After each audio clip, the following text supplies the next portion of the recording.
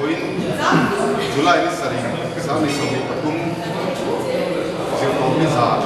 dia sang dah he KTP Jam Room project sang ni sobi patum cuma tanah project yang tak pakat Jam Room tu buat sain muncul nazan nak kang dia nak buat sosial set mai kana tu dia mau ni dia kan Jam Room lagi masalah itu belum masuk serah ai tak ada sebab jadi oh kita nak anak tua tapi yang berlemak nilai yang berhasil ras ini tuan projek kasih yang mana dia jadi nak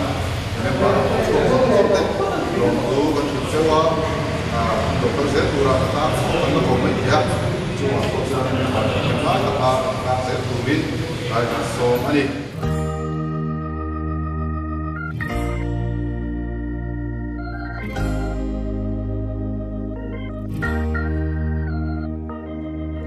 Limin lang mase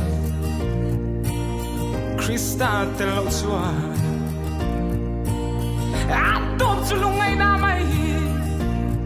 mo Kay nizong kanlaw KTP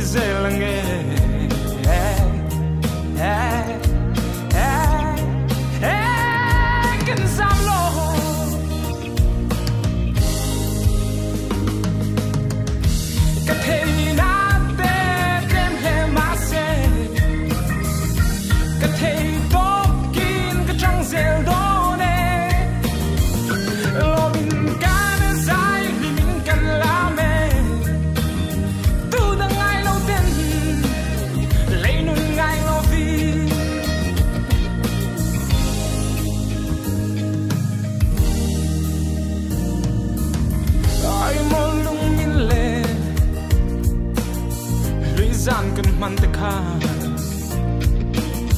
Wonderful night kan malay the car Mo Kan himle lom lai ni te hianin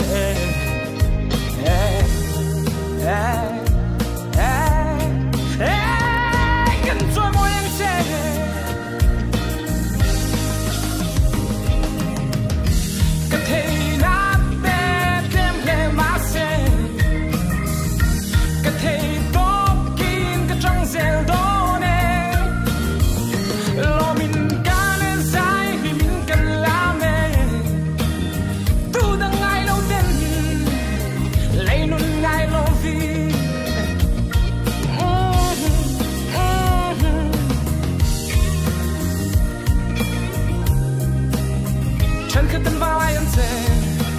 Siam tu ngai sa lobi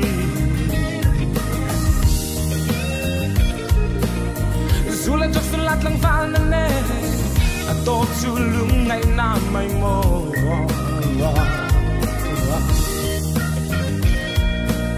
Sa tuan ni tu ke ni Christian chalai pote valai kan se ne